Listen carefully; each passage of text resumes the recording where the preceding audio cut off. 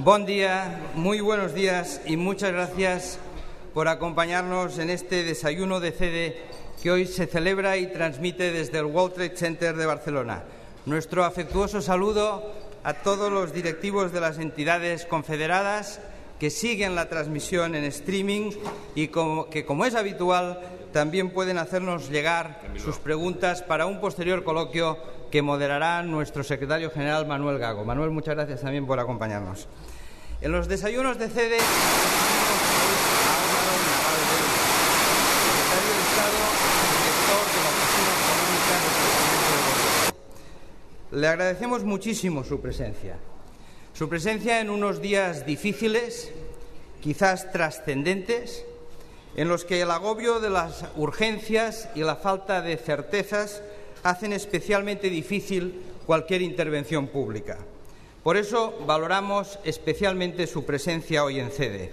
Nos complace y nos interesa mucho que pueda dibujarnos los caminos de esa encrucijada de la economía española a la que se refiere el título de su ponencia, a la luz de la situación compleja que estamos viviendo y de las difíciles decisiones que en este sentido ha tomado y tendrá que tomar el Gobierno. Algún medio ha calificado a Álvaro Nadal como el ministro en la sombra. De hecho, él mismo dijo en alguna ocasión que a veces un secretario de Estado manda más que un ministro. Lo innegable, lo cierto, es que Nadal fue uno de los primeros nombramientos de Mariano Rajoy, que le quiso tener a su lado como director de la Oficina Económica. Un puesto de gran relevancia para un Gobierno que no cuenta hoy por hoy con una vicepresidencia económica, porque es el mismo presidente el que finalmente asume las decisiones clave para la economía y la presidencia de la Comisión Delegada para Asuntos Económicos. Puesto, pues, muy relevante y muy influyente. El mismo Financial Times Deutschland se fijaba en Álvaro Nadal hace poco y le calificaba como uno de los asesores con más influencia sobre el presidente del Gobierno. En el mismo artículo, este periódico decía, además, que Álvaro Nadal era el español más alemán del Gobierno. Álvaro Nadal es un hombre joven. Nace en Madrid en 1970 y es una persona que siempre ha destacado por su preparación intelectual y por su esfuerzo. Esencialmente brillante, defiende que lo que necesita España es gente bien formada y bien valorada. Fiel a esta idea, su sólido currículum se fundamenta en una licenciatura en Derecho y en Ciencias Económicas por ICADE, con un posterior doctorado obtenido en Harvard. Todo ello para después superar con notable brillantez la oposición a técnico comercial y economista del Estado, si no me equivoco, con el número 1 de su promoción, porque su hermano obtuvo el número 2. De manera que alguna componente genética especial debe haber, que le pediremos que nos cuente después. Fue asesor del ministro de Industria y Energía en 1997, asesor en el Ministerio de Economía de Cristóbal Montoro y posteriormente de Rodrigo Rato desde 1998 hasta 2001. A partir de 2001 y hasta 2003 ejerció como consejero económico y comercial de la Embajada de España en Israel. A su regreso a España, estamos hablando del 2003, fue nombrado vocal asesor en la Secretaría de Estado de Presupuestos y Gastos hasta 2004, año en el que pasó a desempeñar el cargo de subdirector general de Programación y Evaluación de Fondos Comunitarios en el último año del Gobierno del PP. En el ámbito de su actividad política, a partir del 2004 y hasta la actualidad, ha sido secretario de Economía y Empleo del Partido Popular y desde Génova tuvo voz y voto relevante en la elaboración del ideario económico que llevó a su partido a la Moncloa. Hace pocos meses, los periodistas lo eligieron diputado revelación. De hecho, es diputado por Albacete, desde donde durante varios años tomaba un avión los fines de semana hasta Berlín para encontrarse con su esposa, la diplomática Teresa Lizaranzu, y con sus 2 hijos. Nadal tejió entonces en Alemania una red de contactos que a buen seguro ahora son muy útiles para el Gobierno, por su dominio del idioma de la canciller Merkel y por su relación directa con la propia Cancillería de Berlín, su interlocución, sin duda, que es un activo importante en los difíciles tiempos que nos toca vivir. A la vez, nuestro invitado sabe cómo superar los atascos. Se dice que antes de desplazarse en coche oficial llegaba a la carretera de San Jerónimo en bicicleta. Al parecer era una bicicleta eléctrica, ¿no?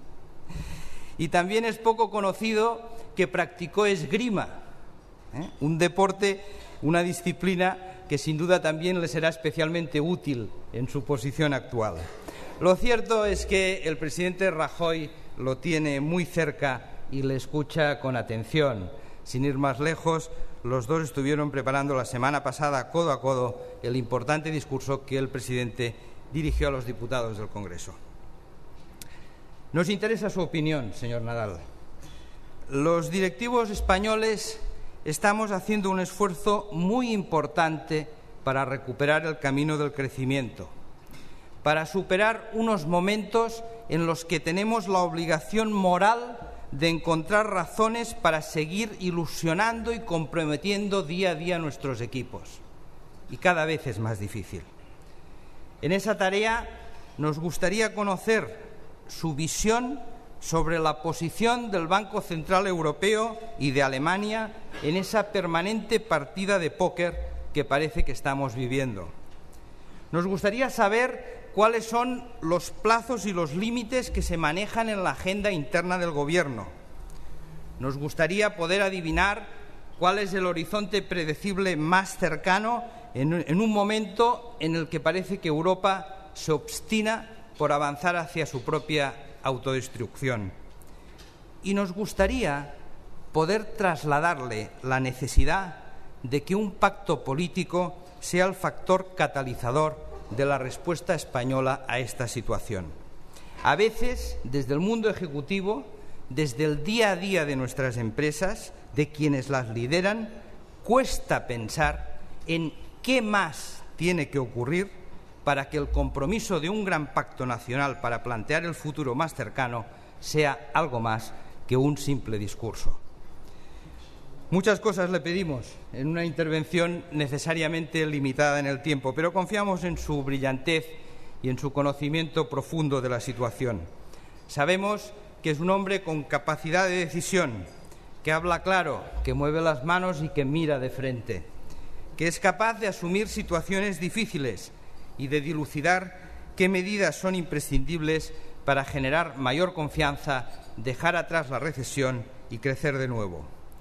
Usted mismo lo dijo en una ocasión, la política consiste en trabajar con las ideas y los prejuicios, y eso es muy duro. Señor Nadal, muchísimas gracias por compartir la tribuna de CEDE. Le escuchamos con atención.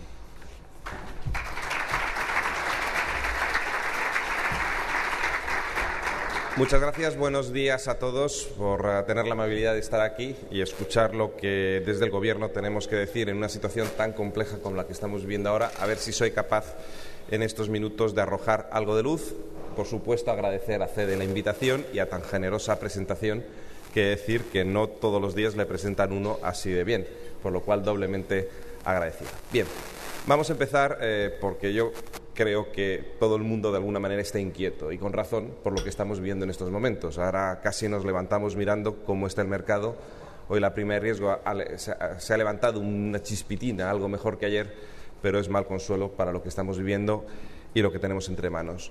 Voy a tratar de explicar un poquito por qué estamos así, porque si no tenemos un análisis adecuado de la situación será difícilmente posible dar una solución o ver por dónde puedan dar la solución. Que ya adelanto, en lo que corresponde a nuestro país, ya hemos hecho muchísimo de lo que es la solución, pero también le toca mover fichas a otros. Bien, ¿por qué estamos aquí? Una cosa que tenemos que tener clara es que Europa Occidental, a final del siglo pasado, hizo el experimento de política económica más valiente que se haya hecho jamás. El crear una moneda única a través de la varita mágica. Las anteriores uniones monetarias habían tenido un carácter esencialmente político y eran fruto de los procesos de unificación política de los diferentes países. Sin embargo, en Europa no hemos hecho eso. En Europa hemos querido empezar por la moneda y terminar en algún futuro por la política, que ya no sabemos muy bien cuál será ese futuro y cómo será. Pero queríamos afianzar nuestra economía con una moneda única, que tampoco era un capricho únicamente político, no era una idea salida de la nada de que un día pues el señor Mitterrand y el señor Kohl convencieron a los demás de que era bueno que existiese el euro. Esto viene de una necesidad. Si recordamos el final de los años 90, mediados de los años 90, del 93 al 95, se produce un fracaso dentro de la Unión Europea. Ese fracaso es la pérdida del sistema monetario europeo, que eran los tipos de cambio fijo. Habíamos fijado las paridades entre nuestras diferentes monedas. ¿Por qué es un fracaso? Porque la construcción europea ha sido esencialmente una construcción económica. Luego en otros ámbitos también se ha avanzado, pero esencialmente ha sido una construcción económica. Y en esa construcción económica, que es el llamado el primer pilar, es fundamental el mercado interior. Hoy en día lo damos por hecho, pero ha sido un proceso que ha llevado sus etapas y algunas de ellas no han sido nada fáciles. Pero de poco nos sirve tener un mercado interior de entre los diferentes países europeos con reglas muy estrictas. Todas las empresas en las que todos ustedes trabajan conocen la directiva tal o la directiva cual que me obliga.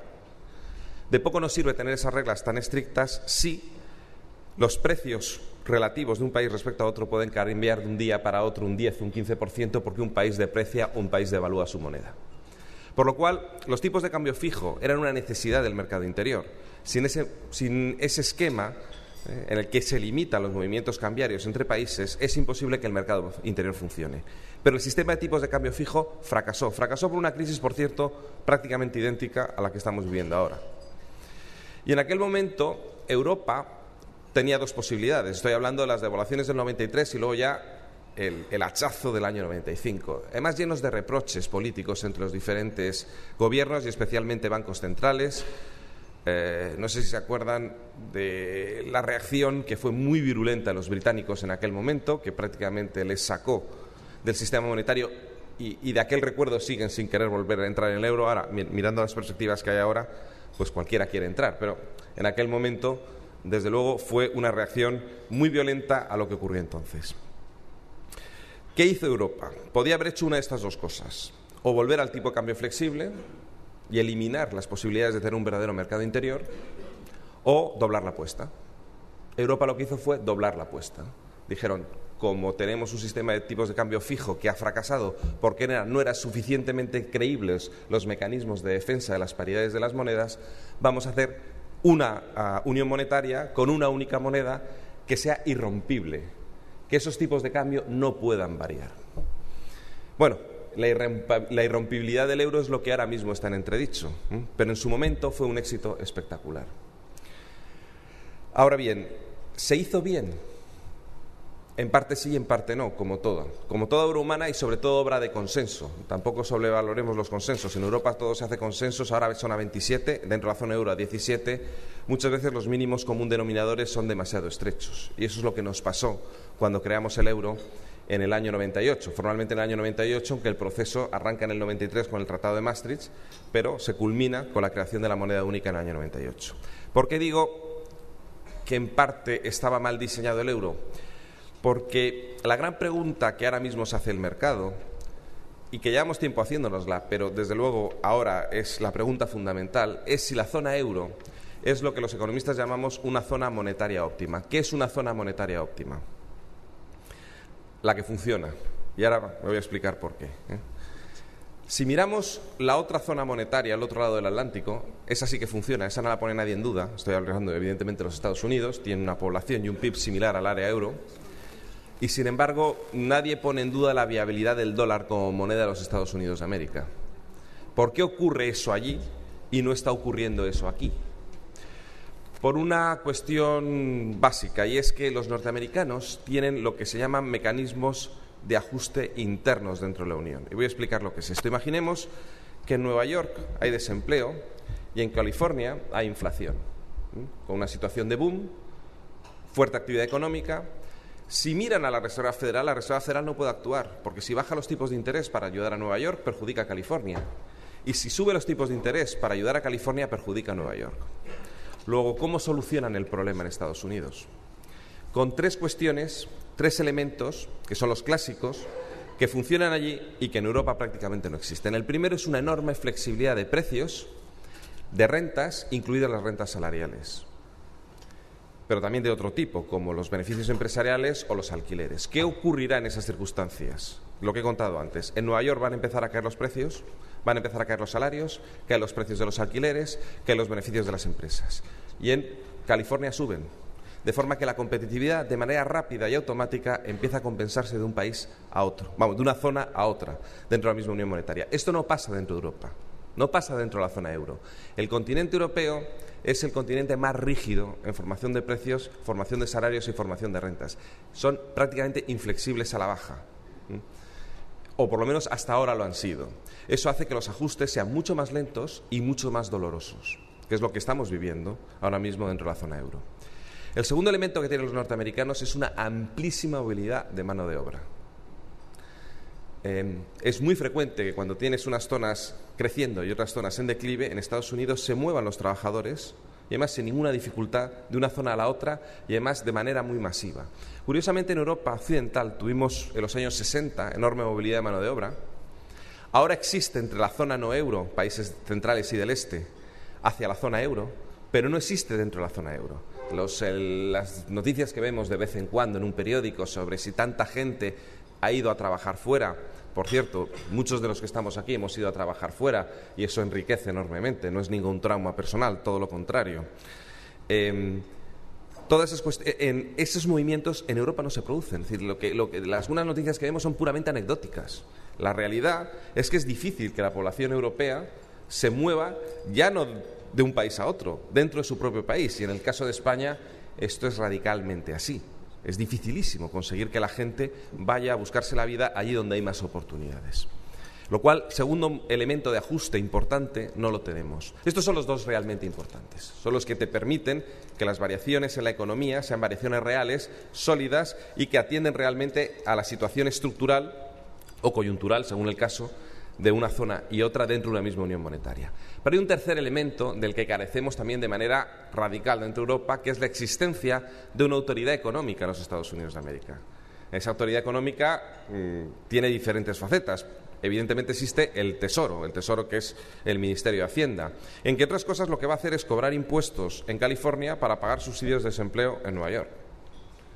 Es muy importante tener una Hacienda central que sea capaz de canalizar y soportar entre todos los norteamericanos la deuda pública estatal, la deuda pública federal en este caso, que es una deuda pública que, aparte de permitir tener un activo sin riesgo dentro del sistema financiero, que eso es fundamental, permite hacer inversiones, permite garantizar riesgos, permite tomar decisiones de aseguramiento de todo tipo y lo hace soportado por todos aquellos, los que les van bien y los que les van mal. Los que trabajan en el sector de los seguros ven lo que estoy diciendo, lo entienden perfectamente. Es decir, cuando tenemos una situación en la que diferentes puntos del país pueden estar sometidos a diferentes riesgos, la mejor manera de asegurarlos es entre todos. También tiene una autoridad bancaria única, en este caso es la Reserva Federal, que no solo hace la política monetaria, sino la supervisión. Y lo mismo, puede haber un problema financiero local, pero ese está soportado por el conjunto de los norteamericanos. En Europa estamos soportando los riesgos de manera individualizada, país por país.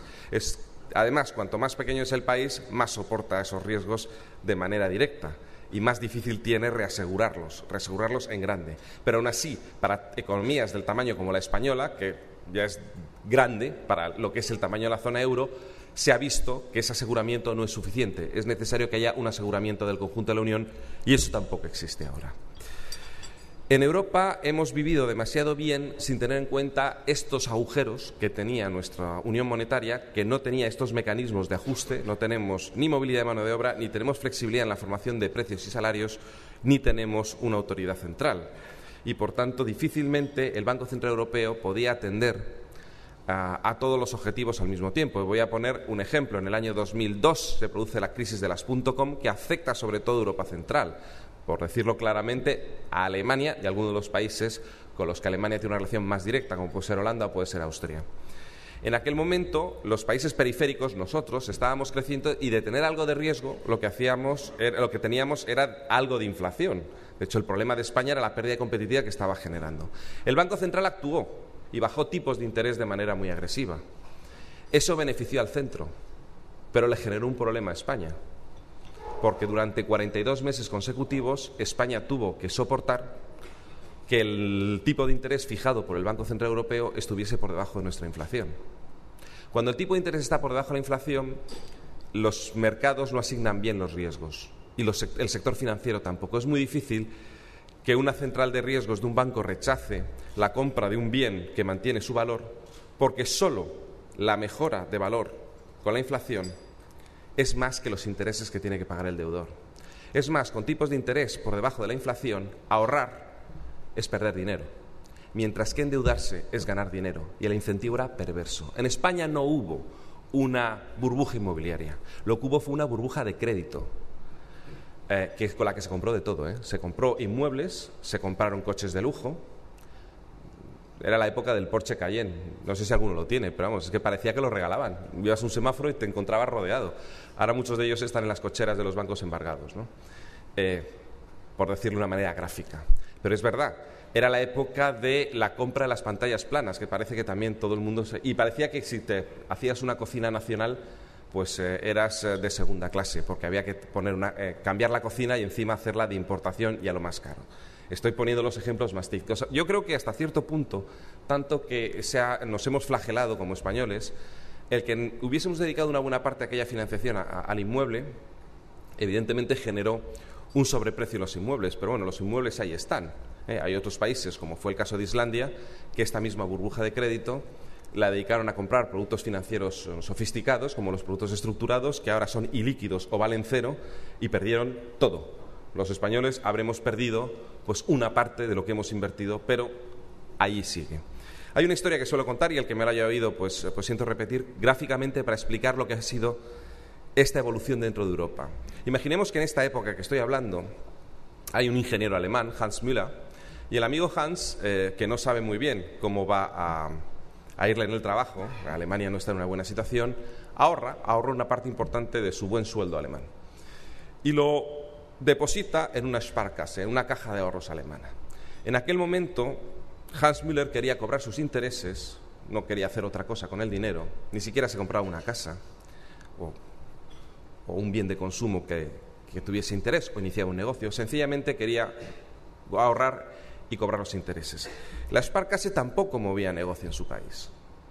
La Sparkasse no arriesgaba, no buscaba darle a un señor que quería poner una peluquería, por ejemplo, el dinero. No. Era mucho más cómodo venderlo en el interbancario. En aquella época el 60-70%, no hay cifras oficiales, pero eso es lo que más o menos los analistas y los expertos en la materia te dicen, llegaban del interbancario europeo y lo llegaban a comprar bancos y cajas españolas. Bueno, y lo compraba el depósito de Hans Müller, una caja española, la que queramos, una de aquí, la Yetana, o una de Murcia, o la Caixa Vigo, da igual, cualquiera. Un banco, también, no nos metamos aquí solo con las cajas, meternos. Estaban también moviendo negocio, Había gente que pedía prestado para mejorar su productividad, o gente que pedía prestado para tener propiedad inmobiliaria, o gente que pedía prestado y no debió haber tomado prestado, que de todo ha habido. Bueno, y pues uno de los clientes de esta caja es Juan Pérez. Y llama al señor Juan Pérez, que tiene un restaurante que le va bien, y le dice: oye, Juan, que llevas tú, el director de la sucursal, trabajando con nosotros muchos años y tienes una hipoteca aquí a 20 años, ¿tú no te subes 100 o 150 euros la hipoteca al mes y te compras algo?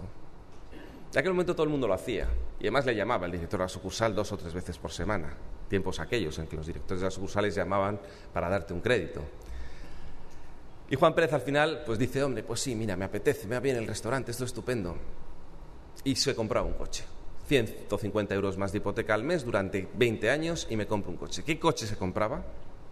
El que fabricaba Hans Müller. Este era el circuito en el que Europa ahorraba. Los que tomábamos riesgos, por cierto, éramos los periféricos, para bien o para mal, pero éramos los que movíamos la economía europea.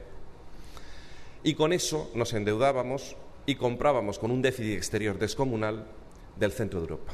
El crédito que toma Juan Pérez sirve para mantener el puesto de trabajo de Hans Müller, aunque ni Juan Pérez ni Hans Müller eran conscientes de ellos, ni todo el sistema financiero en medio. ¿Qué ha ocurrido? Que este sistema no puede durar eternamente. El ahorro de Centro Europa, que venía hacia la periferia, generó una pelota de deuda en el caso de España, una pelota de deuda externa descomunal. Llegamos a acumular déficits exteriores del 10-11% del PIB durante varios años. En la época de la peseta, con un 3 o un 4% de déficit exterior ya estábamos devaluando. En el euro, que tardas más en notar los efectos nocivos de un desequilibrio, como eran esos tipos de interés excesivamente bajos y esa falta de incentivos, pues se notó más tarde, y el problema es enorme, que es el problema que hoy en día estamos viviendo. En aquel momento podíamos haber hecho algo a nivel nacional, o sea, no todos los problemas te venían de Frankfurt, ni era una cosa irremisible lo que ocurriese desde la política monetaria dictada en Frankfurt. El Gobierno pudo hacer al menos dos cosas. La primera es haber tenido un superávit público mucho más alto. En aquella época yo estaba en la oposición y cuando decíamos esto, Solbes nos regaló con una frase que yo la tengo grabada para toda mi vida. Nos dijo aquello de una cosa es ahorrar y otra cosa es ser el tío Gilito. Bueno, si hubiésemos sido el tío Gilito, otro gallo nos estaría cantando ahora. Y por otro lado, está claro que podía haber habido un mayor control por parte del Banco de España del crecimiento del crédito, que no era la primera vez que una actuación de esa naturaleza se hubiese puesto en práctica, pero no se hizo. El caso es que las cifras de crecimiento del crédito en España fueron apabullantes. Luego comienza la corrección. La corrección comienza antes de la crisis financiera internacional. La crisis española es una crisis muy hispano-española, en el sentido de que hemos generado una deuda externa y una pelota de crédito enorme, y esta empieza a corregirse a principios de 2007. Recordemos que lo de la subprime es en el verano de 2007. Y luego lo de Lehman es al año siguiente, ¿no? Ya la pendiente de caída del crédito en España es enorme. Pero se produce un fenómeno que es el segundo gran fallo de lo que estamos viviendo en estos momentos y la situación heredada. Cuando Juan Pérez se compra el coche, está pagando, dependiendo del vehículo, hasta un 28% de impuesto de matriculación e IVA. El impuesto de matriculación va a la comunidad autónoma de Juan Pérez y el IVA mitad y mitad Estado-comunidad autónoma. Pero Juan Pérez ha pagado muchos más impuestos de lo habitual, no porque era más rico, no porque su restaurante fuese mejor, no porque ha dado más comidas, no, porque le han dado un crédito. Como le han dado un crédito y ha adelantado muchísimas compras, eso ha generado unos ingresos tributarios en el conjunto de las administraciones españolas enorme. Pero unos ingresos que no iban a durar, porque solo podían durar mientras la pelota de crédito siguiese avanzando y mientras nos siguiésemos endeudando. ¿Qué ocurrió? Que en el año 2008 y especialmente en el año 2009 se hace evidente que las cifras de ingresos públicos no son sostenibles. Pero no se adapta, bajo el supuesto de que esto es solo temporal, no se adapta el nivel de gasto al verdadero nivel de ingresos que ya se está revelando cuál es. Y se llega hasta un déficit del 11%, se llega hasta un déficit del 11%, que supone un cambio de casi 14 puntos de saldo, desde un 2 y pico de superávit, se pasa en un solo año a un 11% de déficit. El tortazo que se pegan las administraciones públicas es espectacular. Esto no ha ocurrido en ningún otro país de Europa. Hemos perdido 70.000 millones de euros de ingresos públicos que no van a volver y que nos han situado por encima de Estados Unidos como el país y muy poquito por encima de Estados Unidos como el país de la OCDE con menos ingresos públicos respecto al PIB. Y esto es general en todas las administraciones. Lo digo porque no nos confundamos de problema. Cuando las administraciones no recaudan es porque hemos perdido un nivel de recaudación de manera inusitada. En España se paga respecto al PIB con tipos similares la mitad de IVA que en Chipre. ¿Y ese IVA dónde está? Hay parte en fraude, hay parte en caída de crédito, pero tenemos un nivel de recaudación extraordinariamente bajo para los tipos impositivos que tenemos, que eso ha forzado al Gobierno a subirlos, pero también nuestra economía, al reducirse, produjo una caída de ingresos muy, muy superior a la que tenía que haberse producido una recesión normal. Y es lógico, porque si parte de tus ingresos venían de la deuda y no de la actividad, ves que estás perdiendo ingresos, pero no por la caída de actividad, sino porque nos estamos desendeudando, cosa que tenemos que hacer porque estamos sobreendeudados como país. Por tanto, ¿cuál es la situación que heredamos nosotros como Gobierno a finales del año pasado, en diciembre? Y que es la que hemos tratado de ir manejando, porque todavía, me van a permitir, no hemos empezado a hacer nuestra política. Estamos sencillamente tapando las vías de agua para que el barco siga a flote. ¿Qué problemas heredas? Un déficit público estructural altísimo, que encima se juró y perjuró que estaría en el 6% y al final estaba casi en el 9%, 8,9%. un sistema de financiación territorial totalmente ilusorio, es decir, las cifras que se pintaban de cuánto podía gastarse cada administración en nuestro país eran falsas, no respondían a la capacidad de recaudación de ingresos que tiene nuestro país. Esto en el ámbito público. En el ámbito privado y en el conjunto del país, una deuda externa que pasó de 2004 del 30 y tantos por ciento del PIB al momento presente está en el 90 y tantos por ciento del PIB, prácticamente se triplica nuestra deuda externa, es lo que estamos debiendo a todos los demás, y en el caso del sector privado, casi toda ella canalizada a través del sector bancario. Juan Pérez no sabe de dónde sale el dinero que le han prestado. Del banco, sí, pero el banco de dónde lo ha sacado, del interbancario. Muchas entidades financieras españolas prestaron el doble de lo que tenían en depósitos, por lo cual la otra mitad lo estaban financiando los mercados mayoristas. Esta situación, que es tremendamente negativa en un país que está en una unión monetaria, se junta con otro problema que nos viene de segunda a partir de la crisis de la economía griega. Y es que el mundo entero empieza a pensar que la supuesta irrompibilidad del euro ya no es tal. Hay una posibilidad de que el euro se rompa. Hoy está en las noticias todo el día diciéndose, y ayer también, sobre si Grecia o no llega a septiembre. Son muy malas ese tipo de noticias, porque se rompe el concepto de irrompibilidad, que es para lo que hicimos el euro. Claro, si estoy muy endeudado y lo estoy en euros, y medio mundo piensa que el euro puede romperse, cuando me vence mi deuda, que normalmente es a un plazo mucho más corto que mi activo, desde luego en el sector bancario es por definición, pero en muchas empresas ocurre 3/4 de lo mismo, incluso para algunos particulares exactamente igual, cuando me vence mi deuda y tengo el activo ilíquido, lo lógico es que me lo renueven, pero si no me lo renuevan, tengo que buscar la vida y desapalancar. Y eso es lo que está haciendo el sector financiero. Está reduciendo el nivel de crédito de manera masiva porque le está venciendo, a pesar de las medidas extraordinarias de liquidez que se han ido tomando, le están venciendo las deudas, no es capaz de renovarlas, sus acreedores no le renuevan. ¿Por qué? Porque siendo banco español y en el euro, usted es de los peligrosos. Lo mismo le pasa a las administraciones públicas. Muchas comunidades autónomas ya están directamente fuera del mercado y el Estado está en una situación de tensión muy fuerte, que es lo que estamos viviendo en estos días. Es curioso porque cualquiera que tenga una empresa que haya tenido pérdidas en el pasado y que haya logrado equilibrar la cuenta de pérdidas y ganancias, lo lógico es que el banco o los bancos estén mucho más dispuestos a renegociarles el stock de deuda. Y sin embargo, lo que está ocurriendo con la economía española es al revés. España va a tener una situación prácticamente de equilibrio exterior este año, porque somos un país bastante competitivo, que ha ganado mucha competitividad, ahora me refiero a ello, pero que además hemos tenido mucha agresividad en nuestro sector empresarial para irse a buscar mercados fuera en los momentos en que la situación en España era muy difícil.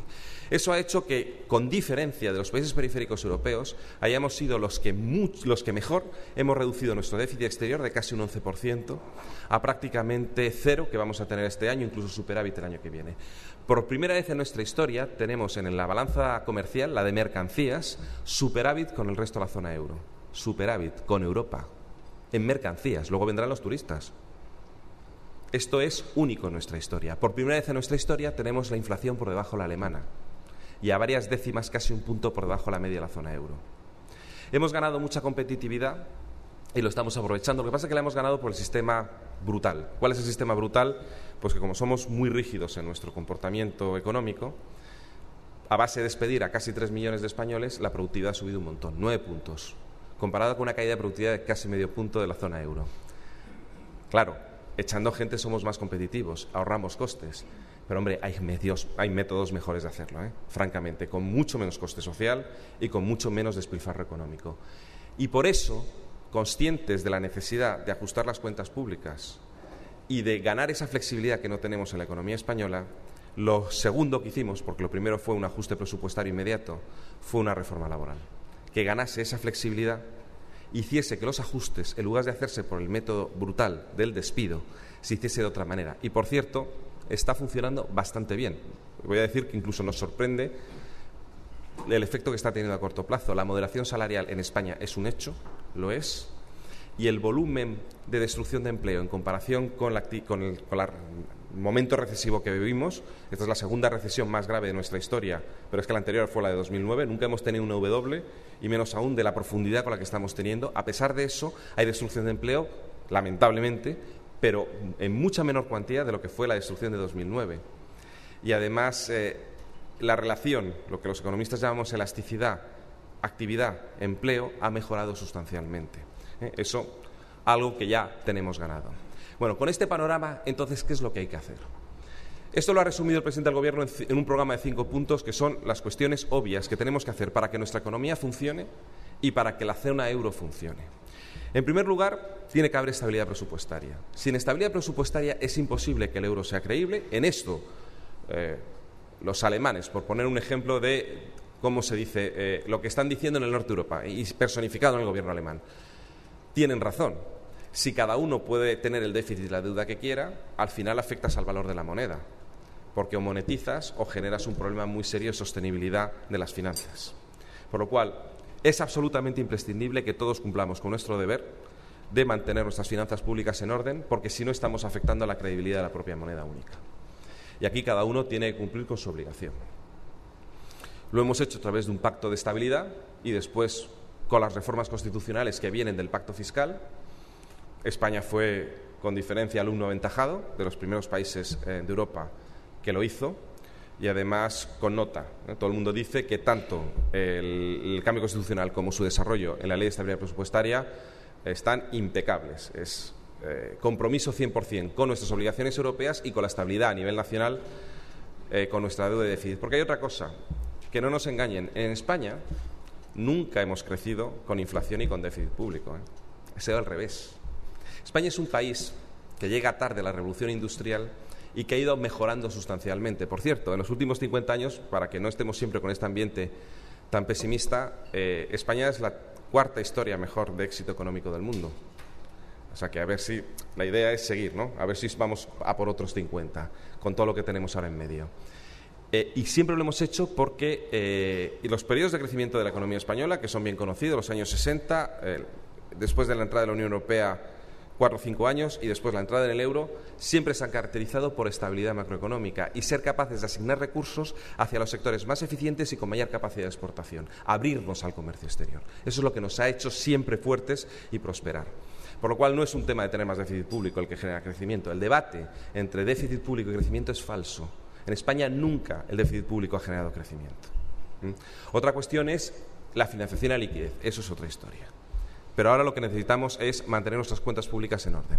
Lo segundo es reformas estructurales, ganar esa flexibilidad y esa competitividad que si no la tenemos van a tener razón aquellos que dicen que el área euro no puede funcionar porque necesitamos tipos de cambio flexible para corregir nuestras diferencias de competitividad. Claro, pero si no somos capaces de ser flexibles nosotros, la flexibilidad se nos va a imponer y se nos va a imponer con la ruptura de la zona euro. Como eso no es lo que queremos, evidentemente lo que tenemos que hacer es mucha flexibilidad. Por eso hicimos la reforma laboral, va a venir la reforma energética, van a venir toda una serie de reformas y que se están haciendo ya en todo el ámbito para conseguir que esos precios y esas rentas tengan la suficiente flexibilidad y se adapten a nuestro verdadero nivel de competitividad, sobre todo porque hay unos sectores más competitivos que otros. El tercer elemento es esto mismo, pero a nivel europeo, que lo tenemos olvidadísimo. O sea, desde hace mucho tiempo no se habla del verdadero mercado interior de la energía, entre otras cosas porque por no haber interconexiones, por lo menos en el caso de España, con Francia son ridículas, absolutamente ridículas, para lo que tendría que ser. No tenemos un verdadero mercado de comunicaciones europeo, y eso que en el caso de móviles más, pero en otras cuestiones no. Banca minorista. Uno sale a la calle y no hay demasiados bancos de otros países europeos. Por cierto, eso ha generado también muchos problemas, porque al haberse unido solo en el interbancario, en el mercado mayorista, se ha generado conflicto entre países acreedores y países deudores. En Estados Unidos esto no pasa. Como la banca minorista está extendida por todo el país, los conflictos entre acreedores y deudores no son territoriales, que en Europa sí, agravando mucho más la posible solución del problema.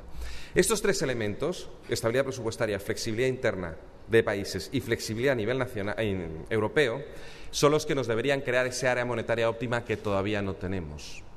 El problema es que tal y como están las cosas no podemos esperar a que esto dé el resultado suficiente.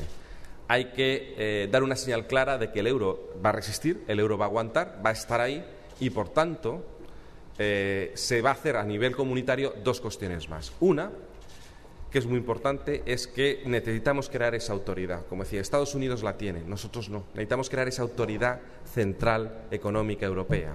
Llámese en la Unión Fiscal un Ministerio de Hacienda europeo, llámese así, y llámese un supervisor único bancario, que este es el que parece que va más rápido. De todas maneras, hay discusiones ya mismo en el seno del Consejo Europeo para un papel que el señor Van Rompuy tendrá que presentar en octubre para su aprobación definitiva en diciembre, para ir lo más rápido posible, por lo menos esa es la intención del Gobierno español, a esa unión fiscal y unión bancaria, que es esa autoridad que necesitamos para que el euro funcione. Pero hay una cuestión entre medias. Hay gente que piensa que ese futuro de una autoridad central más las reformas pueden estar muy bien, pero no llega.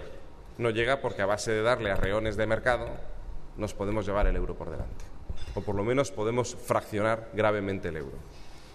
Y ahí es donde tiene que haber instrumentos de liquidez de muy corto plazo suficientemente contundentes para que su mera existencia, no su utilización, si los tenemos que utilizar ya empezamos a tener problemas, su mera existencia calme todo aquel que piensa, bien por especulación. No vamos a pensar que hay una especie de conspiración negra, no. Muchas veces es por pánico. Que el euro se va a romper y esto va a generar un problema muy serio a sus inversiones. Y estos son los mecanismos que, lamentablemente, a pesar de que hubo una serie de acuerdos en el Consejo Europeo, pues nos está costando poner en marcha. Y es por donde tendríamos que actuar más a corto plazo y en la que nos estamos jugando muchísimo. Hay posturas difíciles, hay países que tienen restricciones políticas muy complicadas y eso hay que entenderlo.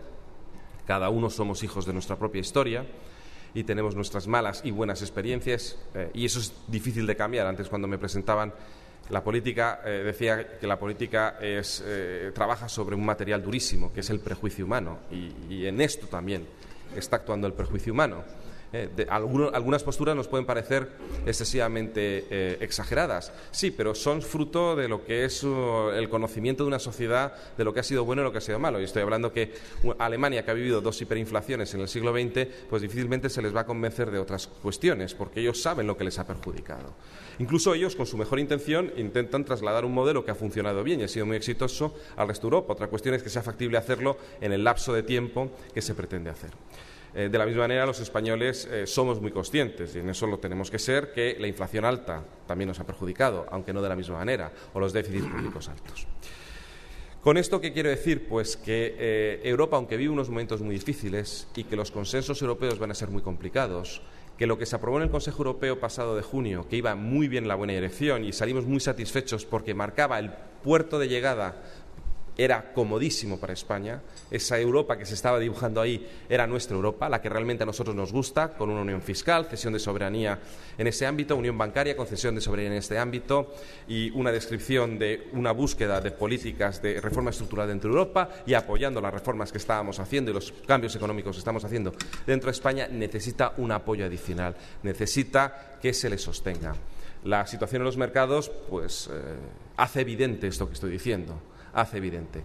Y supongo que Europa, que ya ha aprendido mucho de sus errores en el pasado, pues se moverá en esa dirección. Lo tenemos que suponer como hipótesis de trabajo, porque las demás hipótesis de trabajo no son aceptables. Esto es así. Y por tanto, un gobierno sensato tiene que pensar que el resto de los gobiernos también lo son. Y que por muchas dificultades políticas que tengan, esto va a salir hacia adelante. Y voy a hacer una última referencia, para no extenderme mucho más, a una cuestión que se me ha planteado, que es el tema de los consensos políticos. España votó en noviembre, consciente de la dificultad que tenía, aquello de que el pueblo nunca se equivoca, mucha razón tiene. El ámbito, o sea, esas son las cosas que dices, el sistema democrático genera al final un montón de decisiones de millones de personas que no se pueden equivocar tantas veces, ¿no? Y lo que hicieron fue, respecto a una política económica anterior, que fracasó, evidentemente, produce un cambio no solo de política económica, que ya digo, ni siquiera podemos estar aplicando lo que es el ADN nuestro, que lo saben perfectamente. Estar subiendo impuestos no es el ADN del Partido Popular. Otra cuestión es que tenemos un 35% de recaudación de PIB, con una media europea del 43%. Pues tendremos que sacar recursos públicos antes que acabar con todo y desmantelar todo, que eso evidentemente ni se debe ni se puede hacer. Pero sí que es importante tener claro otra cosa. el Gobierno recibió un mandato clarísimo por parte de las urnas con una mayoría absoluta. Entonces, bueno, haces la política y la discutes, pero si nadie se quiere mojar, y hay muchas veces que nadie se quiere mojar, los que tenemos la responsabilidad, si quieren ustedes coloquialmente, los que nos tenemos que comer el marrón, porque a esto uno se presenta voluntario y si luego los españoles le votan, pues es el que tiene responsabilidad, somos nosotros. No vamos a dejarnos de comer el marrón porque algunos se quieran poner de perfil. Yo he estado en la oposición, las tácticas políticas son todas válidas mientras sea el juego democrático habitual y cada uno puede tomar la posición que quiera. Pero en la situación en la que estamos no podemos perder demasiado el tiempo y hay que tomar decisiones. Muchas veces estamos sorprendidos de la rapidez con la que estamos haciendo cosas. No con la rapidez, porque esa la impone uno, es con que no se nos haya descuadrado demasiado. Porque claro, sacar decreto ley tras decreto ley, ley de esto, ley de lo otro, y que no tengamos una manta de reclamaciones de que técnicamente ha habido este fallo o este otro, hasta cierto punto es meritorio, ¿no? Otra cuestión es que aciertos no siempre se tienen.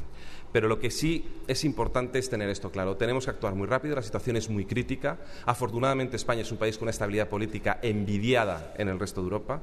Hay un gobierno que cuando se compromete lo puede cumplir, no lo levanta el dedo diciendo, bueno, esto me parece muy bien, pero es que a lo mejor en mi Parlamento no me lo aprueban. Eso pasa todos los días en Europa, en España no.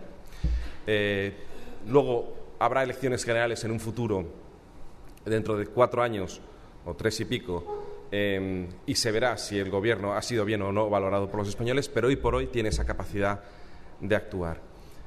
Para lo único que necesitaríamos un consenso, tal y como están las cosas, sería si alguien quiere hacer un cambio constitucional, pero yo creo que nadie está creyendo hacer un cambio constitucional. Y como tal, hay un Gobierno con suficiente mayoría pues para tomar las decisiones y esperemos que sean lo más acertadas posible en esta Europa tan complicada y, sin embargo, en esta España, que no solo es que tiene estabilidad política, sino tiene estabilidad social. Y todas las medidas que estamos tomando, lo que también es para demostrar, por mucho que el Financial Times se empeñe en demostrar lo contrario, es una enorme responsabilidad social. Con las medidas que se han tomado, que han sido una dureza extraordinaria, no ha habido otro remedio. Y, desde luego, ningún gobierno le gusta verse en esa situación para tener que tomar este tipo de medidas. La ciudadanía española ha tenido una reacción que ya quisieran en muchos otros países por cosas mucho menores e incluso que se creen con más años de democracia y con sociedades más avanzadas que las nuestras, tener la estabilidad que hemos tenido aquí en España. España está en su correcta situación, está aceptando bien lo difícil que es esto, las cosas avanzan bien, estamos haciendo las reformas adecuadas, todo el mundo lo reconoce. Ahora hace falta que en Europa pues se tenga ese mismo espíritu constructivo que nosotros como Gobierno estamos tratando de llevar a las instituciones europeas y entre nuestros colegas. El euro, si fracasa, es un desastre, nos quedamos no solo sin moneda, nos quedamos sin mercado interior y nos quedamos sin concepto europeo. La brecha política que una ruptura del euro generaría sería insoportable, sería la pérdida de muchísimo de lo que se ha avanzado en integración política dentro de Europa. Ahora, el futuro nunca está escrito y no sabemos lo que los demás vayan a hacer, pero yo creo que al final la cara de preocupación de los principales países europeos, de los líderes de los principales países europeos, es buena señal, porque aquí tenemos que estar todos preocupados por Europa y en España aguantar el tirón, que yo creo que en eso lo estamos haciendo bien. Muchísimas gracias.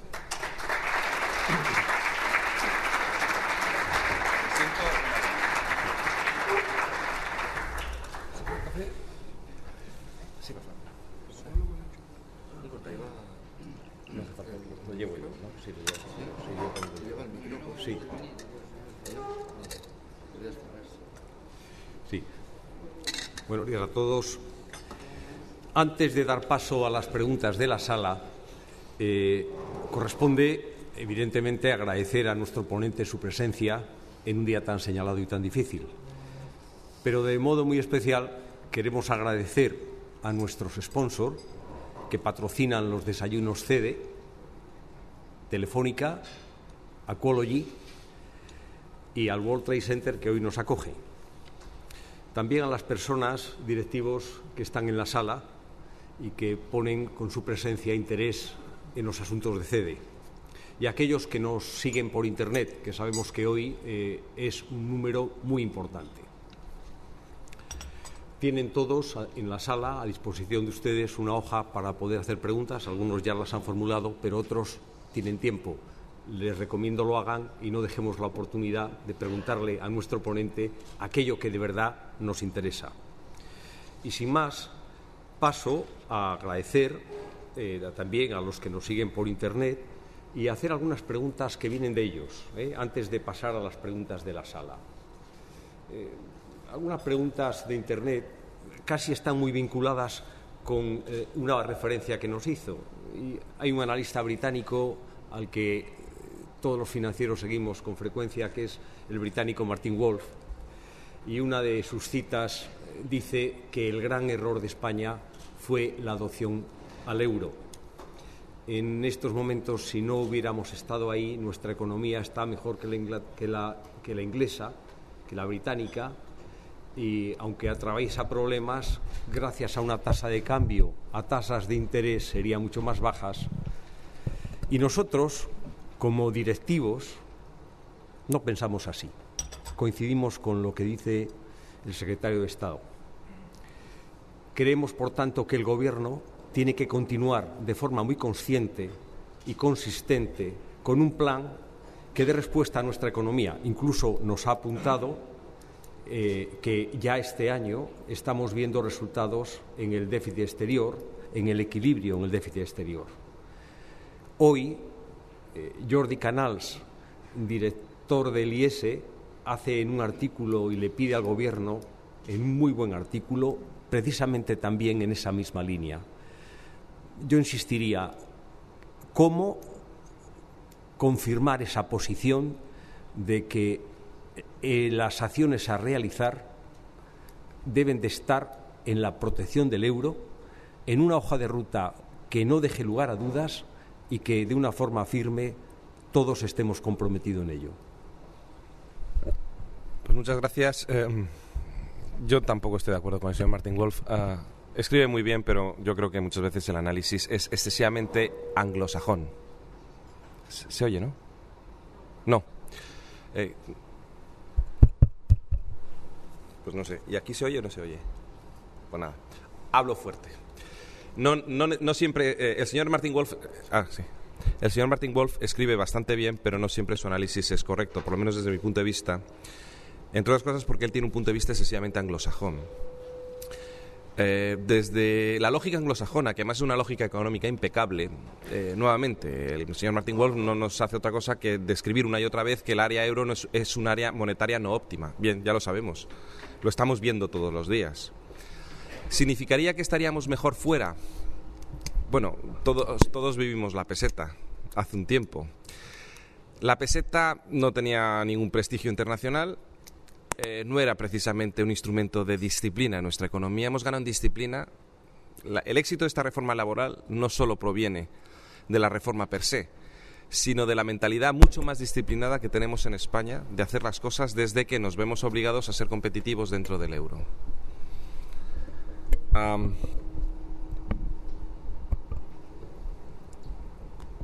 Y además hay un tema político que un anglosajón no va a entender. Somos continentales. Esto de Europa nos lo creemos.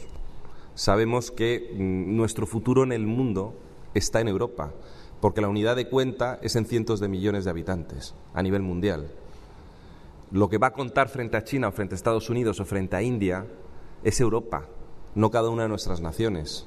Luego es verdad que es importante tener peso dentro de esa Europa, y esto de que ahora estamos nosotros como España con otros 3 grandes países de la zona euro teniendo una influencia decisiva previas a las grandes reuniones para marcar la agenda y las líneas, eso está muy bien, eso no todos los países pueden presumir de esto, nosotros sí, pero no nos engañemos, los 4 nos reunimos porque cada uno por separado en el mundo somos poca cosa, incluido Alemania. Nos reunimos porque juntos somos el 85% de la zona euro y eso ya es algo en el mundo. Y eso tampoco los anglosajones no lo entienden, porque el peso del Reino Unido ha caído en su influencia internacional. Y eso también cuenta. La política y el peso y el concepto de integración también cuenta. Eso evidentemente no le puedes pedir a los anglosajones que lo entiendan porque no lo va a entender. Ahora, es verdad, desde un punto de vista económico tenemos que hacer muchísimo para que el área euro sea un área óptima que funcione, que no lo es. Y es lo que hemos estado diciendo. Reformas a nivel nacional e integración europea y defensa a ultranza del euro en el corto plazo. Muy bien.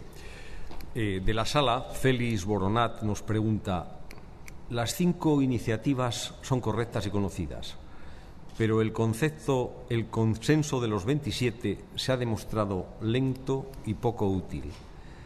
¿Para cuándo la Europa política, económica, fiscal de forma real? ¿Para cuándo la cesión de soberanía de cada país en favor de esta Europa de verdad? Por nosotros, el lunes que viene.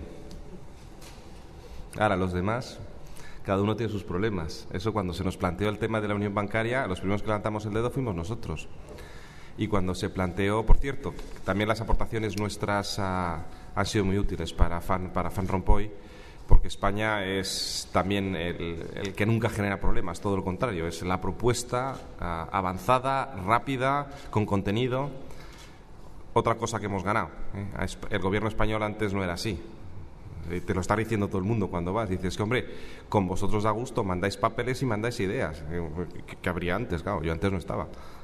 Te quedas un poco sorprendido. Estamos ahí y estamos avanzando. Por nosotros, enseguida. Otros tienen sus problemas, políticos de todo tipo. Políticos de todo tipo. Hay que entender también una cosa, Europa se ha construido desde sus crisis. Porque cuando no hay crisis no avanzamos en integración.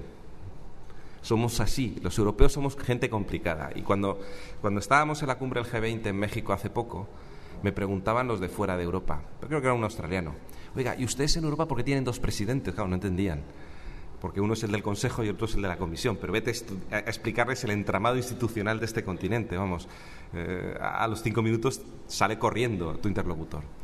Esto lo tenemos que mejorar. Y la parte política es una de las cosas que se es muy consciente, ese déficit democrático, se es muy consciente que hay que mejorar sustancialmente. Ya. Pero en esto estamos, ¿no? Bueno, pues en esa línea, una pregunta un tanto comprometida la realiza Antonio Ruibá y dice: ¿cuál es el diseño del Gobierno del futuro autonómico de España? ¿En qué aspecto se va a tener que ceder soberanía en las autonomías y en España? ¿Cuál es el diseño de la construcción? Es otra pregunta distinta que quizá primero esta y luego hago otra. El diseño territorial de España es la Constitución de 1978. Nosotros vamos ahí... Está bien clarito lo que determina la Constitución y los estatutos de autonomía. Ahí se determina el modelo territorial español.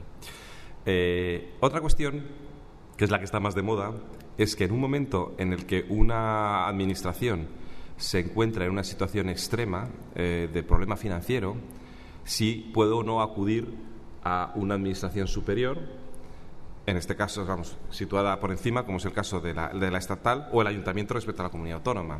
Algo parecido a lo que ocurre en Europa. Cuando un país acude a un mecanismo de rescate, entonces hay determinadas condiciones que se aplican. Pero eso es una cuestión financiera. Eso es como cuando yo le pido un préstamo a un banco. El banco querrá que si pido el préstamo para comprar una casa, al final me compre la casa. Y querrá además que haga un seguro sobre la casa por si acaso esa casa se incendia. Y querrá además ver que tengo nómina suficiente para pagar todas las mensualidades que me cobran de la hipoteca. Pero son condiciones financieras respecto a un préstamo, respecto a condiciones, que eso no tiene nada que ver con las competencias que ejerza cada una. Esas vienen determinadas por la Constitución y los estatutos de autonomía. Ahora, hay 2 preguntas vinculadas con el sector financiero. Una de ellas es: ¿cuál es el diseño de la construcción del Banco Malo? También la fórmula Antonio Ruibá. ¿Cuál es el diseño de la construcción del Banco Malo que tiene el Gobierno preparado y la Comunidad Europea? Vamos a ver, los anuncios concretos, hay unos magníficos ministros que los viernes salen en rueda de prensa con una magnífica portavoz del Gobierno que además es vicepresidenta, ¿no? Esto a mí no me corresponde hacerlos, le corresponde hacerlos a los ministros cuando las políticas estén perfiladas y vayan a salir en el BOE al día siguiente, porque una de las cosas que se habrán fijado ustedes es que cuando el Gobierno aprueba normas, al día siguiente están en el BOE, no se dedica a escribirlas una vez que las ha aprobado. Lo digo porque esta era una práctica, yo creo, muy perversa a la que nos habíamos acostumbrado en exceso en los últimos años. Por lo cual, cuando toquen los anuncios concretos sobre... Y claro, supongo que si la pregunta viene un financiero, quiere unos detalles estupendos, claro, que le van a venir muy bien, pero a mí no me corresponde decirlos hasta que el señor Luis de Guindos, el competente en la materia, lo anuncie. Lo que sí voy a decir es una cosa. Con un apoyo financiero que viene de la Unión Europea de hasta 100.000 millones de euros, el margen de maniobra del Gobierno es muy superior. Es así. Es decir, España podía manejar un problema de recapitalización de 40 a 50.000 millones de euros, que es lo que básicamente nos han dicho los evaluadores independientes, que por cierto han dicho lo mismo que decía el Banco de España, que también aquí dicen, no nos fiamos de lo que dice el Banco de España. Pues mire usted, traen unos evaluadores independientes que hemos pagado todos los españoles con nuestro dinerito para que nos diga que los del Banco de España, oye, tan malos no eran, que también, por lo menos su nivel técnico, que eso es importante decirlo, por lo menos su nivel técnico, que es unos profesionales extraordinarios.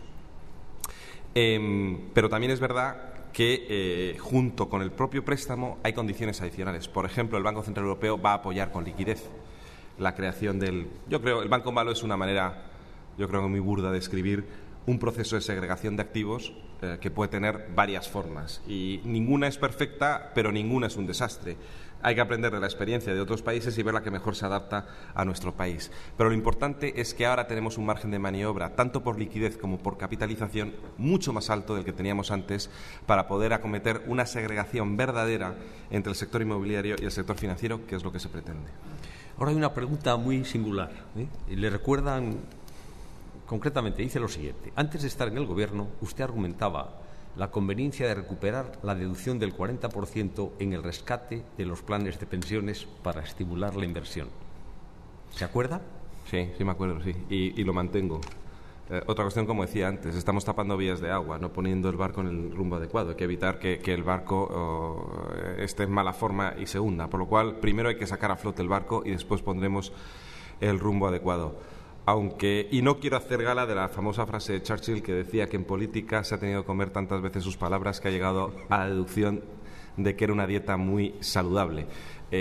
No, en este caso no me como mis palabras. Sigo manteniendo que no solo eso, sino que la renta ahorrada debe tributar menos que la renta gastada.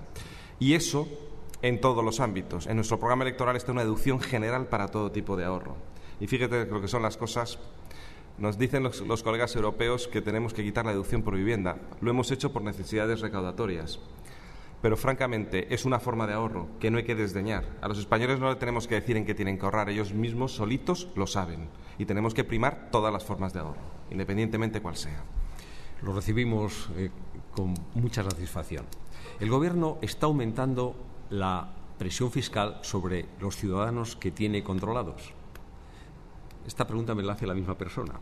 Dice, ¿no piensan hacer un esfuerzo para identificar a los millones que trabajan mayoritariamente en negro y que todos conocemos?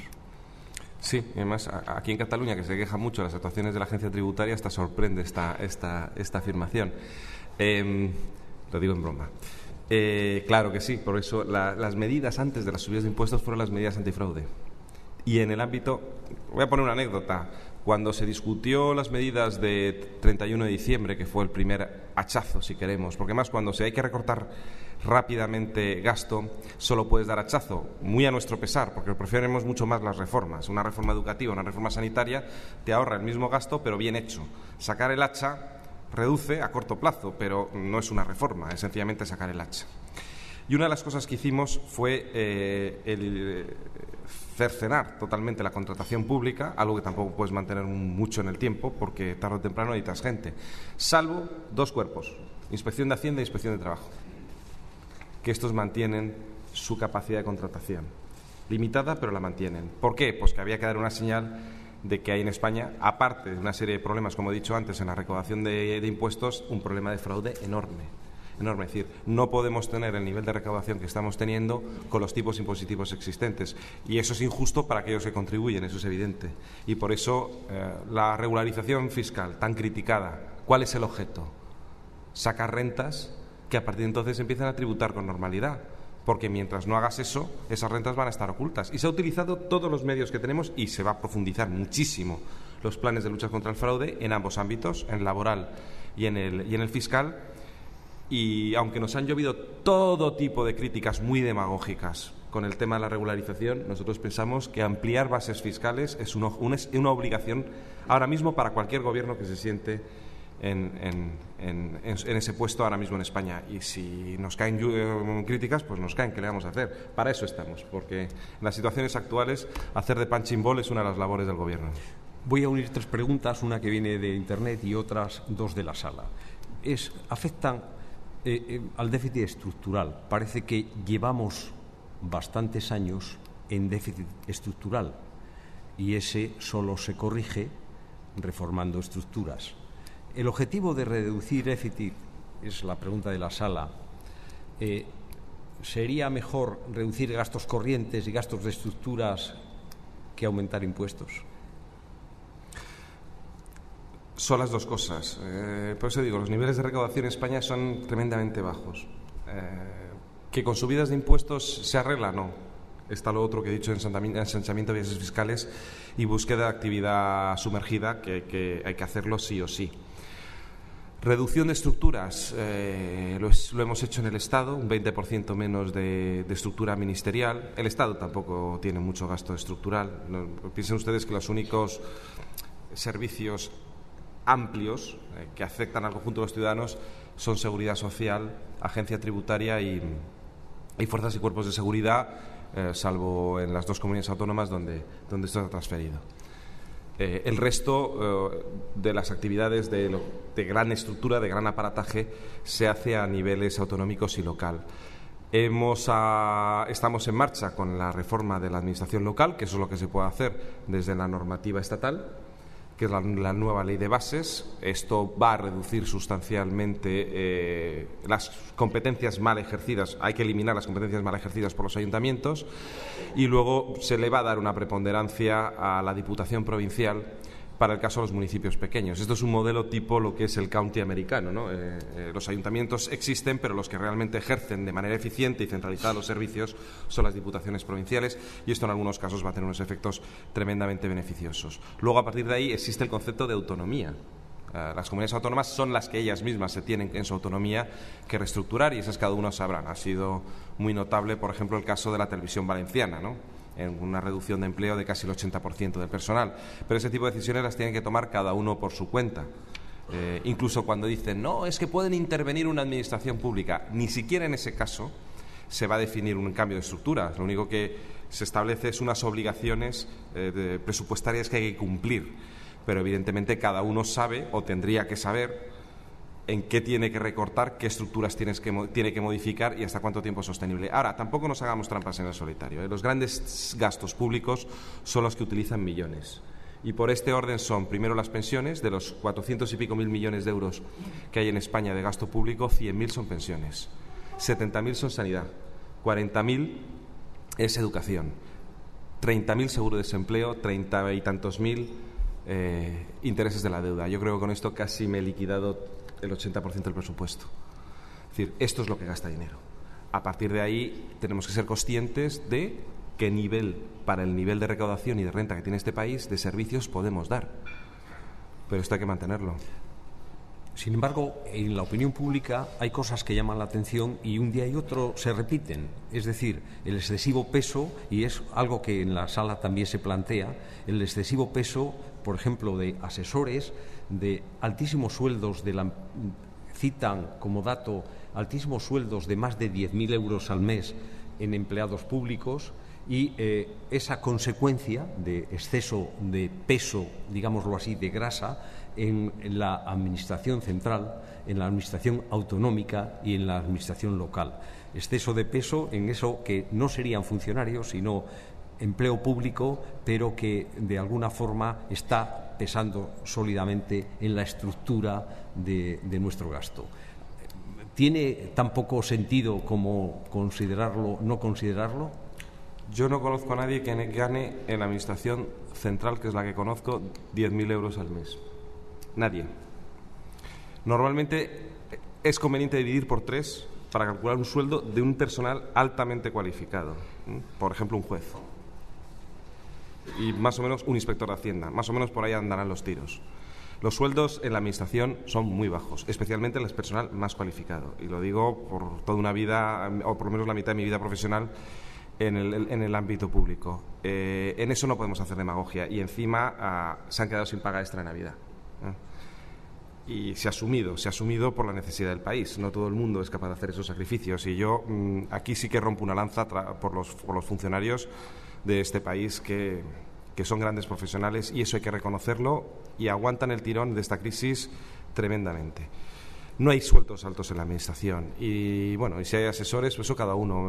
Voy a poner el ejemplo de mi oficina. Mi oficina tenía 30 personas, ahora somos 12 y todos pues, son funcionarios de carrera, por lo cual coste cero.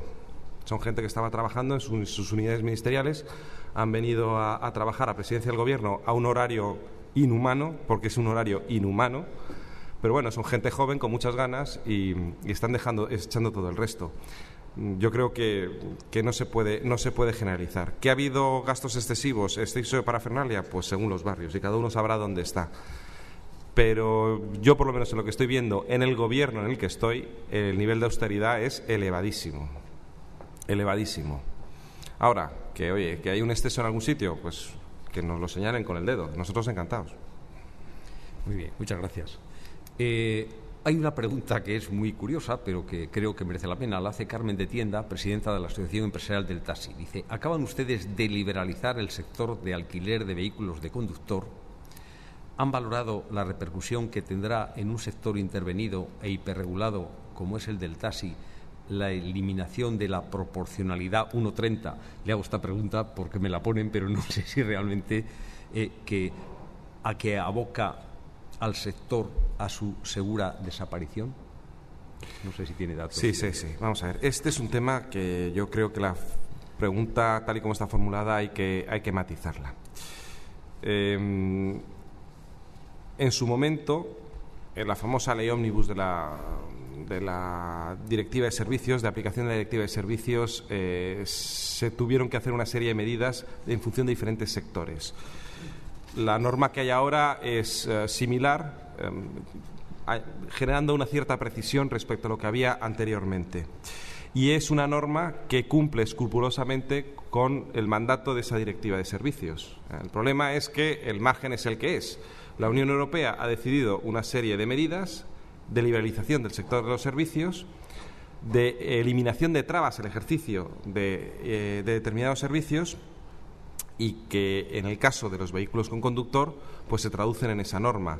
No es el mismo segmento que el del sector del taxi, eso todo el mundo lo sabe. Yo en mi vida he cogido un coche de esos, mientras taxis en mi vida he cogido, no sé, incontables. Es un servicio diferente. Dicho esto, lo que se hace por parte de la última regulación es afinar alguna cuestión problemática que había ya regulada anteriormente y que proviene de la aplicación de esa directiva. Y la directiva es la que es. Y ahí no hay margen. Estamos hablando de mantenernos en el euro, también supongo que toca cumplir con la normativa europea. Otra pregunta también muy concreta. Frente al problema del déficit presupuestario, la derogación del decreto de compensación del 7% a las concesionarias y la necesidad de desarrollar la economía, ¿por qué el Gobierno se resiste a privatizar mediante peaje explícito las autovías? ¿Eso qué quiere decir? Coger las autovías y ponerles cabinas de peaje y venderlo.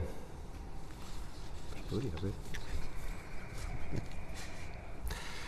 Tenemos que redefinir nuestro sistema de transporte, que no está bien definido. Este es un país en el que las vías de alta capacidad y alta velocidad es otro de los gratis totales que hay, ¿no? La sanidad es gratuita, no, mire usted, la paga a través de impuestos. Gratuita no es, sino el personal sanitario no cobraría, pero cobra, luego se paga de otra forma. Las carreteras son gratuitas, otra de las manías, ¿no? Es que las carreteras son gratuitas, no, mire usted, no son gratuitas. Hay que mantenerlas, hay que construirlas, y la cuestión es cuál es el mejor método de financiación de ese servicio. Está todavía por mejorar sustancialmente esto en España.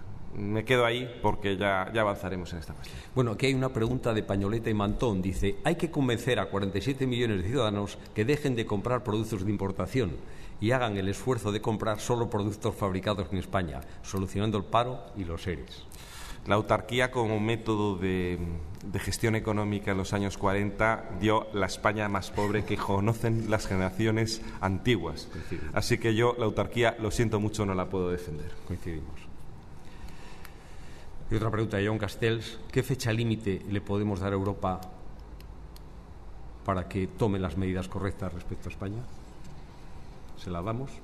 No vamos a dar fecha límite. España va a aguantar todo lo que pueda, el gobierno español va a ser constructivo, vamos a ir haciendo lo que tenemos que hacer. Ya teníamos tensión en los mercados y salimos con el decreto ley de hace 2 semanas con un tajo de 65.000 millones de euros al déficit público, porque directamente nosotros seguimos por el libro. El gobierno español va a seguir por el libro, porque España está por el libro. A partir de ahí, hombre, no nos podemos hacer responsable de lo que hagan los demás, pero a ver, sería una incongruencia por nuestra parte querer formar parte de una unión política y económica con el resto de los países europeos si pensásemos que en el resto de los países europeos cunde la insensatez, porque entonces estamos en el club equivocado. Como no estamos en el club equivocado, vamos a esperar que todo el mundo haga lo que tiene que hacer. Bankia ha sido considerado como el problema más importante y más serio del sistema financiero español. Magnificar su problema puede haber sido igual de grave que el propio problema. ¿Ha habido precipitación por politización del problema en esa magnificación? No, ni ha habido politización ni ha habido magnificación. Sí que es verdad que, no para el caso de Bankia, sino para el caso de la banca en general, yo creo que ha habido una cierta impaciencia por parte de nuestros socios europeos y de las instituciones europeas, que bajo la sospecha de que el sistema español financiero, poco más o menos que hacía la contabilidad como un género literario, pues que no era en absoluto creíble lo que ponían los libros. Y bajo esta sospecha se presionó no solo para la evaluación de Bankia, sino para el resto, y se hizo un estrés, que es esa aproximación top-down que se ha hecho y que salió en junio, pero la de verdad, que es la que se está haciendo, que es la laboriosa, en la que hay que hacer muestreo de todos los créditos, hay que mirar los métodos de valoración, hay que entrar papel a papel en los créditos grandes, en los activos grandes, y mirar cómo está eso, cuántas veces se ha renegociado. Todas estas cuestiones, que es un trabajo muy, muy laborioso, ese estará para septiembre, en el que no pensamos que vaya a haber ninguna sorpresa. Pero ahí es donde se verán con un ajuste más fino lo que son las cifras. Y ni habrá, no creo que ninguna sorpresa con Bankia, ni la habrá con el resto del sector financiero. Y más de uno se va a quedar ya por fin tranquilo de que hayan venido alguien a remover los créditos y ver que realmente la banca española pues está muy lejos de ser esa especie de piratas de los libros que algunos han querido pintar en páginas color salmón escritas normalmente en inglés. En nuestra sociedad hay un tema de cultura y educación social que nos haga salir del feudalismo mental, recuperar al individuo, eliminar cultura de subvención y de padrinazgo, estimular en definitiva el crecimiento por la responsabilidad de las inversiones. Bueno, me va a decir a mí usted, o el que haya hecho la pregunta, que soy un liberal químicamente puro, como nos corresponde a la gente de los equipos económicos de los partidos que responden a la ideología que profesa el mío, que por toda Europa más o menos somos iguales, con sus pequeños matices y diferencias. Lo bueno de las subvenciones es que ya no hay dinero ni para ellas, así que van a desaparecer. El capítulo 4 de los presupuestos es una especie en vía de extinción y el capítulo 7 casi. Por lo cual, la limpia que se ha hecho de subvenciones por necesidad, que también es bueno, porque claro, ya cuando le dices al ministerio de turno, a la comunidad autónoma de turno o al ayuntamiento de turno, mira, que dinero hay para pagar nóminas, para dar los servicios básicos, pero la subvención es que importa mucho porque nos da muchos votos, sí, pero es que para eso ya no hay. Lo siento, para eso ya no hay. Y lo bueno de las crisis es que cuando uno hace la purga es sana, es sana. La pasas fatal durante la crisis, pero como de esta saldremos como de todas las anteriores, porque no es la primera vez que tenemos una crisis gorda en España, pues saldremos reforzados como país. Y entre otras cosas habrá menos cosas de estas, que siempre es sano. Bien, yo creo que una de las virtudes que hemos tenido siempre en CEDE es la hora de inicio, pero sobre todo la hora de cierre. Y corresponde en estos momentos cerrar, pero antes de nuevo felicitar por la magnífica disertación, por la presentación con claridad de los problemas, de las soluciones y por la tranquilidad que nos ha sabido transmitir. ENCEDE tiene abiertas las puertas para cualquier comunicación y hoy queremos con este aplauso agradecerle y con este pequeño recuerdo Muchas gracias. agradecer.